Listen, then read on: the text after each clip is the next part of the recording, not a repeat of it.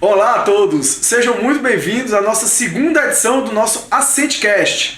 Hoje eu conto aqui com a presença de dois colegas, médicos do trabalho, Dr. João Marcelo. Boa noite, pessoal. Tudo bem? É um prazer estar aqui com vocês. Vamos lá conversar um pouquinho. Obrigado, Marcelo. E o Dr. Pedro Fernandes. Boa noite. Bom, gente, e hoje nós juntamos aqui nós três para a gente conversar de um assunto muito importante, né? Esse assunto que vai ser interessante não só para os médicos do trabalho, mas também para os médicos assistentes, né? Quem está começando agora. A gente vai falar sobre um documento que está bem ligado à nossa profissão, o atestado médico, né? E aí, eu trouxe aqui alguns temas para a gente perguntar, algumas perguntas. Gostaria de ouvir a opinião dos senhores. Primeira pergunta que eu faço, doutor Pedro. O atestado médico, certo? O médico da emergência, ele pode se negar a não dar um atestado? Olha, não quero fornecer, não quero te dar um repouso, alguma coisa assim. O médico que está na emergência, ele pode ter essa conduta? Não pode, né? Normalmente o pessoal acha que por estar num serviço de emergência pode não emitir um atestado, ou que o atestado médico vai fazer com que a pessoa fique procurando mais a emergência, mas a atestação de uma condição de saúde, ela faz parte do ato médico. A atestação de uma doença que causa incapacidade é exclusiva do médico, pela lei do ato médico. Então, quando o médico deixa de emitir o atestado, ele tanto deixa de cumprir a regulamentação da profissão, quanto deixa de garantir um direito do paciente, né? Então, para que o paciente possa se ausentar do trabalho por motivo de doença, ele obrigatoriamente precisa apresentar um atestado médico. Então, esse documento precisa ser emitido em qualquer que seja a condição de ato médico. Então, sempre que existe um atendimento, que aquele atendimento, né, verifica a existência de uma incapacidade, o médico precisa atestar conforme a incapacidade que ele acredita que existe, independente do ambiente onde ele está fazendo esse tipo de atendimento. Perfeito. Doutor Marcelo, e a empresa, ela é obrigada a aceitar esse atestado médico, por exemplo, fornecido pelo médico da emergência, ou ela pode questionar? Como é que funcionaria essa parte? Se a empresa dispor de um médico do trabalho para fazer a avaliação dessa incapacidade lá do funcionário, ela não a empresa, mas o médico que está assistindo essa empresa, né, ele pode sim questionar a validade ou não dos dias que foram concedidos para aquele empregado, né, aumentando inclusive ou reduzindo conforme ele achar necessário. É óbvio que isso aí também obedece a uma hierarquia, né? Esses atestados, essa mudança, essas modificações todas de atestado, elas têm algumas regras que você deve seguir. E a primordial, a maior delas, é que se houver qualquer modificação do atestado pelo médico da empresa, a partir daquele momento o paciente passa a ser dele. A responsabilidade do tratamento, de tudo que acontecer decorrente daquela doença do paciente, é a responsabilidade do médico que alterou o atestado. Ele está assumindo a responsabilidade dos cuidados daquele paciente a partir daquele momento. Gente, deixa eu emendar aqui noutra pergunta que me veio agora. Eu até tenho uma opinião formada, mas eu vou perguntar primeiro, depois eu falo a minha opinião. E o que é que vocês acham daqueles atestados que o médico ele coloca período indeterminado, o médico assistente? Ele manda normalmente e não coloca um período que ele acha. Vocês concordam? Discordam? O que é que vocês acham dessa conduta? Eu falo, eu acho que, via de regra, quando você imagina uma história natural da doença, você consegue prever, pelo menos de uma maneira parcial, não com uma precisão, você consegue ter uma previsão da incapacidade decorrente daquele adoecimento. O ideal é que você coloque o tempo que vai sugerir uma previsão de prognóstico, né? O que é importante que a gente tenha em mente é que aquilo não é o último documento que você vai emitir, né? Então, muitas vezes aquela incapacidade ela pode seguir por mais algum tempo e você, em uma reavaliação, perceber que existe a necessidade de emitir um novo documento, alguma coisa que justifique, né? Entendendo que o repouso, né? Que o repouso indicado pelo atestado médico ele faz parte do tratamento como como o João Marcelo falou, assim, a gente precisa ter uma previsão para o nosso tratamento, né? Uma expectativa de melhora, uma expectativa de resolução. Faz sentido em determinado quando você não tem a perspectiva ou a possibilidade de melhora, né? E aí, no caso, determinado quer significar que seja permanente a incapacidade, né? Mas nas condições onde a incapacidade não é permanente, o ideal é que você ateste um prazo determinado, mais longo que seja, né? E reavalie conforme a necessidade, pelo menos essa é a minha opinião. Quando chega um atestado com essa observação, né, afastamento por período indeterminado, a primeira coisa que vem à mente é que é um caso de se encaminhar ao INSS. Então, provavelmente é alguém que, no entendimento do médico, vai ficar mais de 15 dias afastado por conta daquela enfermidade, aquela condição de saúde que ele apresenta. É óbvio que, como a gente, como médico do trabalho, vai avaliar a situação e o paciente, a gente vai, inclusive, poder, dependendo de cada situação, fazer essa sugestão, né, de tempo, caso o colega lá que fez o atendimento assistencial não tenha, né, conseguido delimitar. Né? Então, assim, eu não vejo com tanta preocupação isso.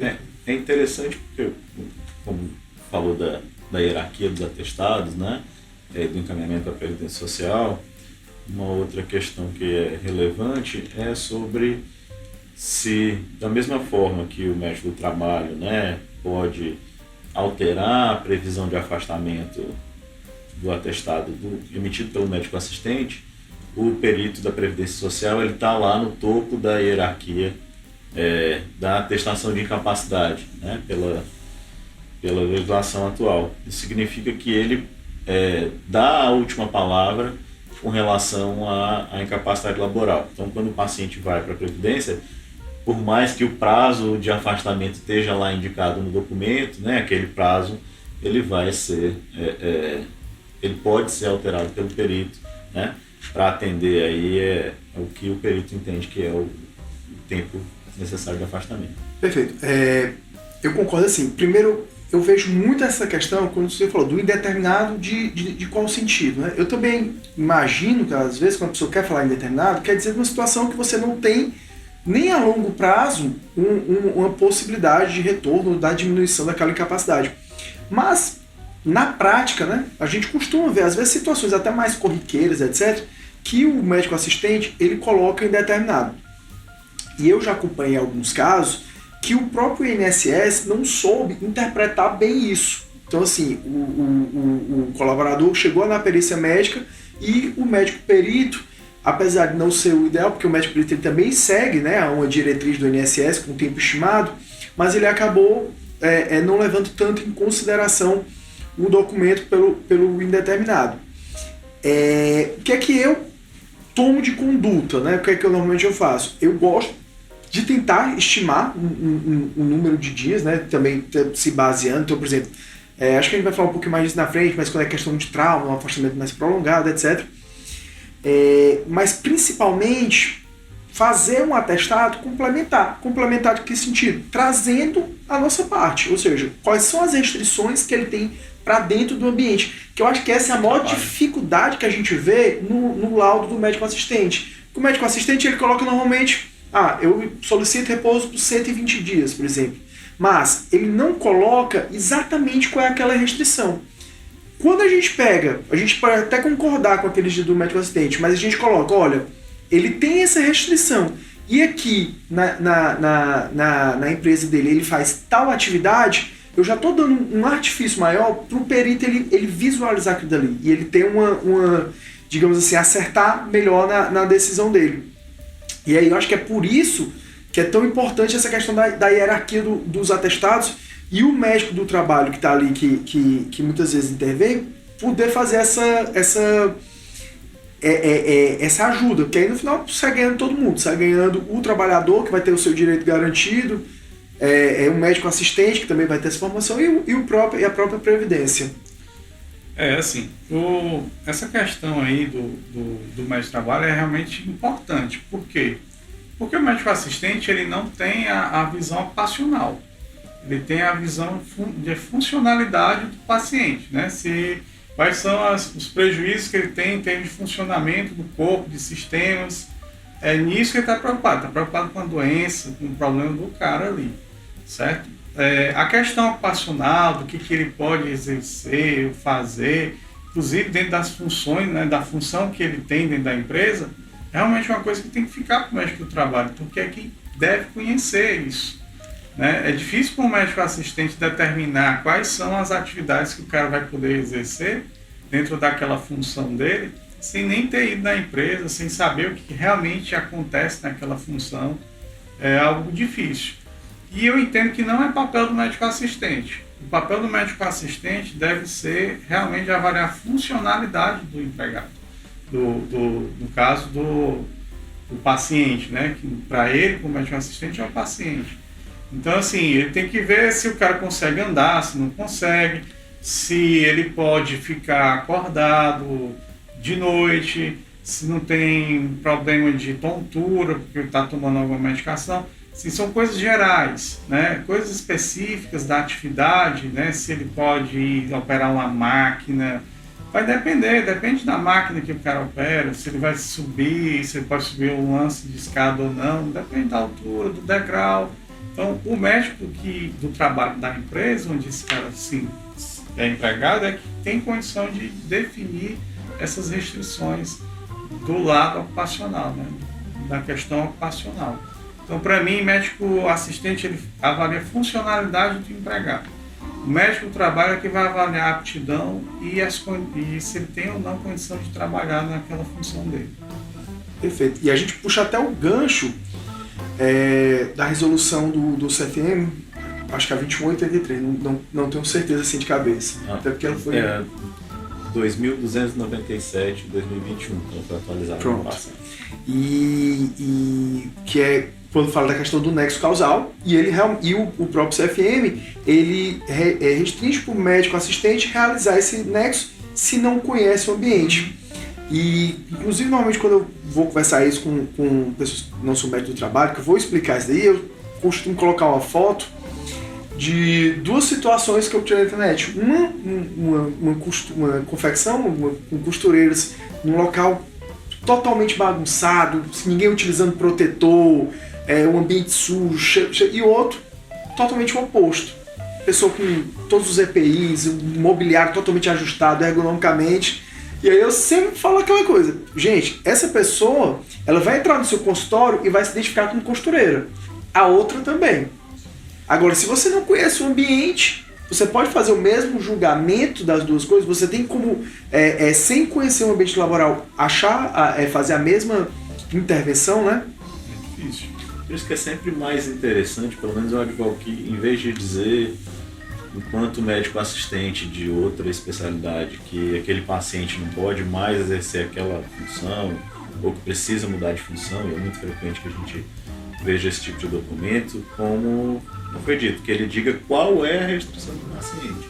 Isso. Se ele não pode trabalhar à noite por alguma questão relacionada ao sono, hipertensão, por exemplo, descompensada, ou se ele não pode permanecer por determinado período em ortostase ou subir descer a escada. Enfim, é isso que vai ser avaliado quanto ou uma restrição ou limitação da função, que não obrigatoriamente demanda uma alteração de cargo ou alguma adequação do ambiente de trabalho à limitação daquele indivíduo, né? E aí entra no que é a especificidade da medicina do trabalho, né? Que é justamente aplicar essa limitação e o entendimento do que é a doença para como trabalhar independente daquilo, né? Eu acho que o mais interessante da nossa especialidade, na verdade, é você encontrar capacidade, né? Pensando que o trabalho é um direito fundamental, né? Que a gente se identifica baseado no trabalho, né? Assim, terapêutico também, né? É terapêutico, mas eu digo que faz parte da identidade, né? Assim, o que a gente faz profissionalmente constitui como a gente se entende com relação a quem nós somos, né? E aí, assim, tentar identificar, resgatar, preservar a capacidade laborativa, né? Entendendo quais são as limitações, o que pode e não pode fazer, eu acho que é o mais relevante, porque a gente vai conhecer o ambiente de trabalho, e aí vai sim, né, utilizar essa indicação de restrição, né, dentro do que é possível para aquele indivíduo. E aproveitando ainda esse gancho que você falou, do encaminhamento que o médico do trabalho pode fazer, eu acho super válido. Porque eu já tive algumas conversas com peritos do INSS, médicos peritos do INSS, e uma coisa que sempre me veio, né, assim, de lá para cá foi essa falta que eles sentem de uma comunicação nossa, do médico do trabalho da empresa com eles, né, nesse encaminhamento do empregado ao INSS. Eu sei que ele já tem um atestado do médico assistente atestando uma condição de saúde que justificaria o afastamento. Mas era importante também dizer do nosso lado ocupacional por que ele está incapacitado, por que ele não está apto ao trabalho naquele momento também. Porque na função dele, ele faz isso, faz aquilo e tal. Isso aí é interessante. Outra coisa que eu acho que é legal nesse encaminhamento, né, quando acontecer, seria de a gente não assim, determinar quantos dias o cara tem que ficar afastado, o paciente, porque de repente o perito às vezes ele entende como se fosse uma ordem que ele estivesse recebendo, né, para afastar tantos dias, e não é bem assim. A gente sabe que pela hierarquia que o próprio Pedro já relembrou aqui, né, ele é quem vai determinar quanto tempo vai ficar afastado mesmo, inclusive da alta desse paciente. Então, assim, eu entendo que o ideal seria a gente usar algumas palavras não tão firmes, né? De repente, eu sugiro tantos dias, né? Eu vou encaminhar para avaliação de capacidade, né? Pelo novo perito, porque são palavras que amenizam a comunicação, né? Eu acho que ajudam a melhorar essa comunicação. Perfeito. E, gente, então, já que a gente está falando dessa parte de laudo, e em relação à codificação da doença? Né? Qual é a opinião de vocês? Da gente colocar o diagnóstico, né? Qual é a opinião? Isso depende da solicitação e autorização do paciente, né? A empresa não pode obrigar que o atestado contenha o diagnóstico, mas é importante que a gente diga que existem condições onde o estrito cumprimento do dever legal faz com que a gente seja obrigado a violar o sigilo, né? É o caso das doenças de notificação compulsória, né? Então, sempre que a gente tem uma doença de notificação compulsória, o profissional de saúde que emite o documento é obrigado a atestar aquilo, né? E a violar o sigilo por esse motivo. Como é o caso da Covid, né? Uma doença que demanda isolamento social, né? Para evitar o risco de contaminação. Se a gente emite um atestado nesse sentido, é interessante que a gente codifique dessa forma. E aí vale lembrar que os acidentes de trabalho são doenças de notificação compulsória, não de notificação compulsória obrigatoriamente pelo sistema de informação de agravo de notificação, que é o SINAM, mas de notificação compulsória pela legislação previdenciária, né? Apesar de sim serem doenças de notificação compulsória no SINAM, mais restritas às unidades sentinela, mas são doenças de notificação compulsória por comunicação de acidente de trabalho. Então, para a emissão da comunicação de acidente de trabalho, a gente precisa codificar a doença. É interessante até que a gente oriente o paciente, enquanto médico assistente, na hora de emitir um atestado de alguma doença que possa ter relação com o trabalho, e não de dizer que tem ou não tem, porque justamente na resolução 2297 do CFM de 2021 coloca as condições para o estabelecimento do nexo causal e as limitações com relação ao médico assistente nesse estabelecimento, mas que a gente entenda que, diante da possibilidade de que seja estabelecido nexo, ou de que aquela doença, ou que seja claramente um acidente típico, né? Ou um acidente de trajeto, por exemplo, que são condições equivalentes ao acidente típico, que a gente faça a atestação, né? Com a codificação da doença. O importante é que, em todas as situações, havendo ou não havendo a obrigação da informação, que a gente compartilhe isso com o paciente e, quando partir dele a solicitação, que ele assine no próprio documento dizendo que autorizou essa divulgação da informação. O paciente é o detentor do sigilo, né? E ele pode, mas é importante que a gente ressalte sempre essa história de que a empresa não pode exigir, né? Perfeito. Assim, só para complementar aqui o que o Pedro falou, eu acho, bom, se vem o CID no atestado, né, para nós médicos do trabalho, a gente já subentende que o paciente, né, concordou com aquela divulgação, né, até porque ele mesmo que vai entregar isso aí. Agora, sim, se não vier com o CID, né, eu sinceramente eu não acho que é uma coisa do outro mundo, né? Se for um atestado que chama muita atenção, que a empresa está num programa de absenteísmo, com um controle mais rígido, né, desses afastamentos, de repente chama a pessoa para até consultar, né? Eu acho que a gente tem que enxergar essa questão do controle de atestados não só como um banco de dados, né? Só você dizer tantas pessoas adoeceram com CID-M, tantas com F, tantas com não sei qual, isso aí não vai mudar muito como é que se diz? Não vai mudar muito o cenário da empresa. Eu acho que o que faz as coisas mudarem um pouco do ponto de vista de saúde do empregado, nessa questão de afastamento, é você de repente, num atestado desse que você recebe, você tornar isso aí uma oportunidade para aquele empregado, entendeu? De repente chamar ele aqui para conversar, entender de repente alguma necessidade que o cara não conseguiu tratar ou resolver lá fora, né? E que você pode sim, né, com as armas, né, com o seu poder de médico do trabalho da empresa, com as ferramentas que você tem, ajudar aquela pessoa. Então, assim, tem que olhar também por esse lado, né? Eu acho que só levantar dado não resolve. E se você quer mesmo saber o que o paciente tem, então conversa com ele, chama ele, e isso aí é uma oportunidade de ele conseguir resolver o problema dele. Eu, pessoalmente, concordo mais que que as empresas elas não possam obrigar, ou seja, realmente, eu acho que tem que ser dessa forma, é o direito do paciente, o sigilo médico, mas como o Marcelo falou, eu acredito que dentro da nossa prática, então aqueles casos que o médico de trabalho ele pode chamar, pode conversar, né? Então mesmo a pessoa que quer fazer a questão estatística, o fato do documento não ter o CID não vai impedir absolutamente nada. E eu vou falar outra coisa, tem muito CID. Se você fizer essa prática de chamar a pessoa, exato, você vai ver que tem muito CID que está errado. Muitos. Vem o atestado, o cara colocou um CID, às vezes não tem nada a ver com o que o cara tinha. Exato. Eu já vi vários casos. Eu chamar um empregado por ter estranhado a situação, né, e queria entender um pouquinho melhor.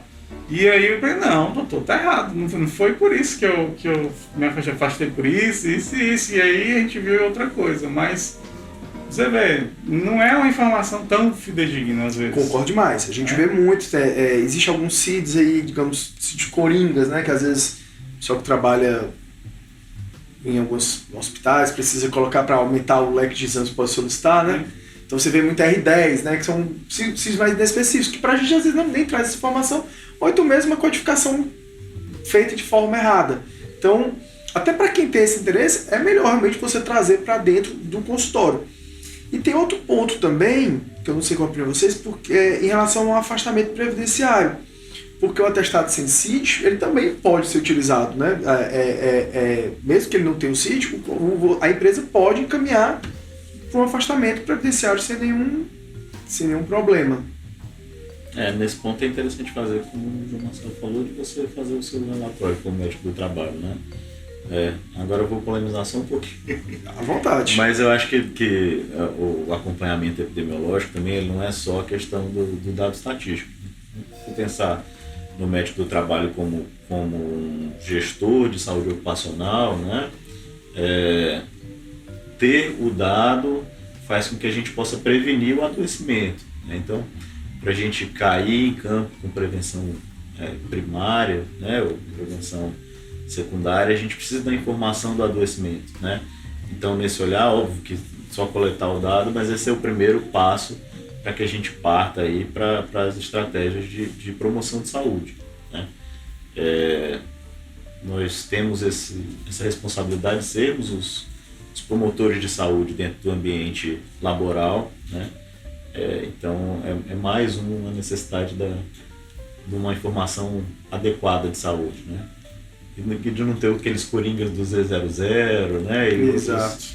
outros CIDs que a gente está acostumado a ver que, via de regra, são os mais frequentes, mais prevalentes. Bom, pessoal, e assim, eu sei que a gente já falou um pouquinho sobre isso, mas tem outro assunto que é bom a gente falar também, até para ajudar assim, o pessoal que trabalha mais com assistente, etc. E naqueles casos, o médico assistente, ele quer sugerir, ele quer enviar para a empresa uma sugestão de mudança de função, por exemplo. A gente sabe que muitas vezes o colaborador, o paciente, ele chega já sugestionando ali, meio que ditando para o médico assistente o que é que ele quer fazer e tal. E aí o médico assistente se vê naquela situação meio que coagido a dar um atestado, dizendo que a pessoa deve mudar de função. Como a gente conversou antes, a gente já viu que não é o ideal o médico assistente fazer isso, porque ele não conhece o ambiente, mas a gente sabe como a situação corriqueira. Então, qual seria o conselho que vocês dariam, né? Como a melhor forma do médico assistente agir nesses casos? Bom, independente do que o paciente está dizendo ou não para o médico assistente, ele vai ter que fazer a avaliação dele, né, e chegar a uma conclusão do que aquela pessoa tem que é inviável do ponto de vista funcional naquele momento. Isso aí tem que ter uma certa isenção, o médico, né? Ele vai ter que usar realmente os conhecimentos dele em exame físico e tudo para determinar isso aí, né, com base na história clínica, obviamente. Outro ponto importante é o seguinte, ele não pode dizer, olha, eu acho que ele tem que mudar de função, mas ele pode sugerir. Né? Ele pode sugerir, por exemplo, uma avaliação ocupacional com o médico do trabalho. Ah, mas a empresa não tem, contrata um cara para fazer uma avaliação pontual. O médico do trabalho pode fazer uma avaliação pontual. O próprio responsável pelo processo nacional, todo mundo. Sim. Então, assim, eu acho que não precisa ficar na responsabilidade do médico assistente definir isso aí. Eu acho que cada qual tem que ficar com a sua responsabilidade. A dele é de dizer se ele tem ou não tem capacidade funcional.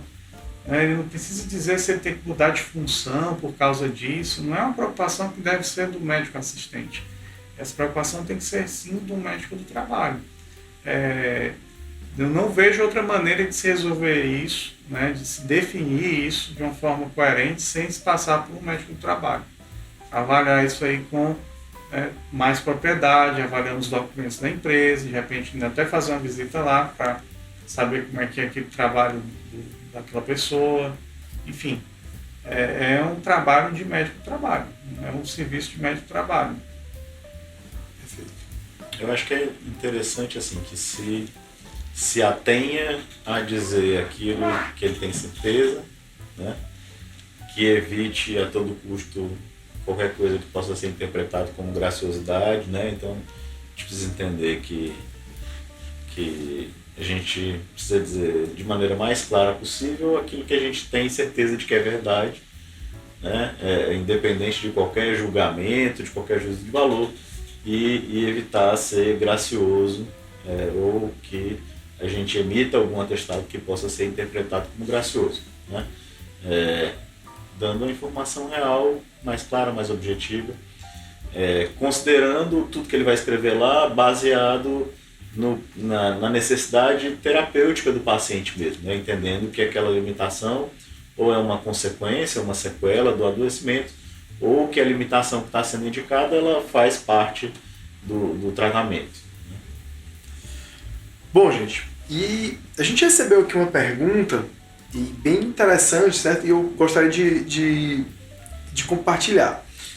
A pessoa perguntou se caso receber um atestado, digamos um atestado de 7 dias, e no terceiro dia liga alguém do RH da empresa e pergunta: "Ô, fulano, você já está bem? Você pode voltar hoje para o trabalho?" O que é que vocês acham dessa prática?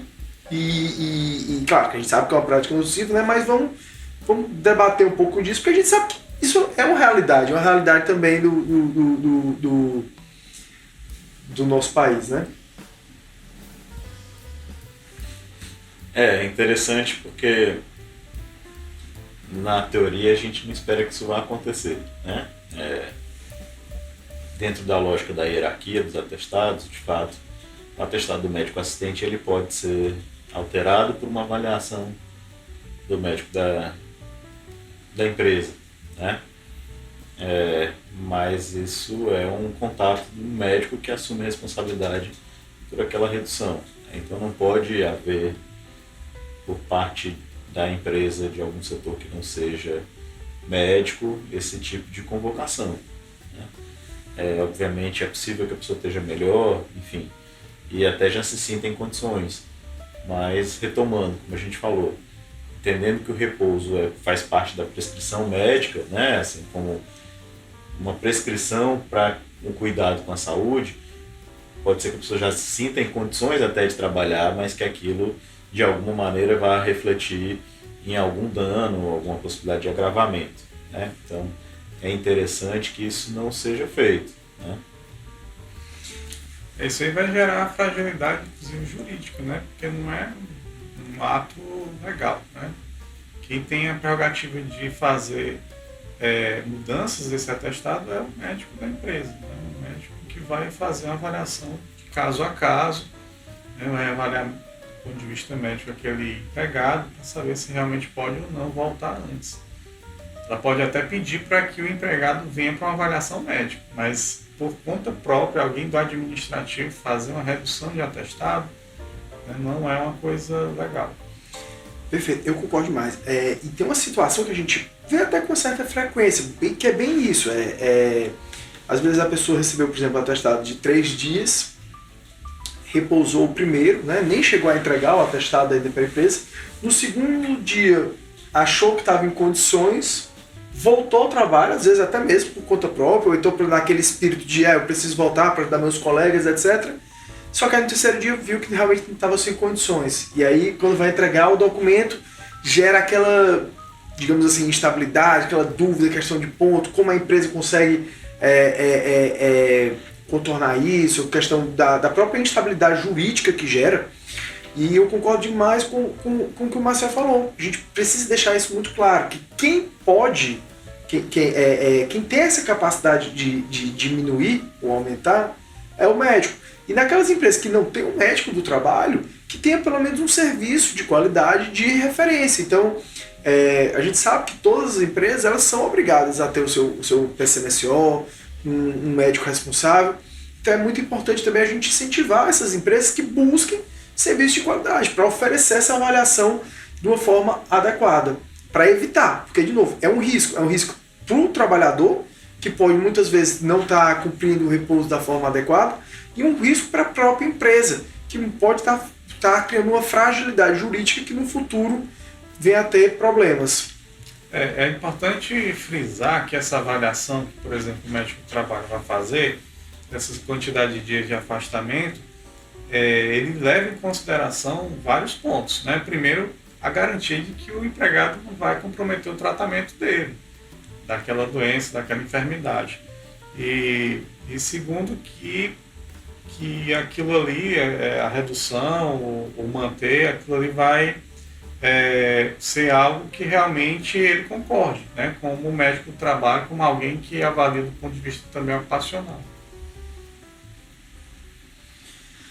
Bom, gente, acho que a gente falou aqui um pouquinho, mas com certeza teve bastante informação sobre esse documento tão importante. Como eu falei, é um documento da nossa prática.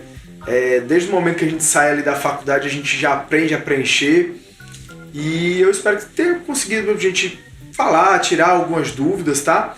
De qualquer forma, quem quiser mais alguma informação pode deixar nos comentários, pode mandar por mensagem privada ou aqui no YouTube ou então no nosso canal do Instagram, que a gente vai providenciar essa resposta. Muito obrigado. Marcelo, suas últimas palavras. Leonardo, eu que agradeço aí pelo convite, foi um prazer imenso estar aqui com vocês essa noite. E eu acho que o assunto foi bem legal, né, na nossa discussão, acho que valeu a pena esse bate-papo aqui. Um abraço e muito obrigado pelo convite. Com certeza vai ter várias outras oportunidades, e pode ficar tranquilo. Fico à disposição. Pedro, últimas palavras. Queria agradecer ao João Marcelo por ter aceito o nosso convite aqui. Como o Leonardo falou, vocês podem usar aí o espaço dos comentários para mandar alguma dúvida, alguma sugestão de algum outro tema para a gente conversar também, e convidar a todos para participarem da nossa jornada da Associação Cearense de Medicina do Trabalho, que vai acontecer em breve, aí a gente vai divulgar maiores detalhes para vocês. Perfeito, Pedro. Ótima lembrança. Realmente essa vai ser a nossa 10ª jornada, tá? E contamos com a presença de todos. Vai ter bastante novidade, uma programação realmente diferenciada. E é isso, gente. Muito obrigado a todos que nos assistiram. E, por favor, compartilhem isso. Compartilhem com outros colegas médicos do trabalho, com médicos de outras especialidades, para a gente tornar aí o nosso canal mais forte. Obrigado.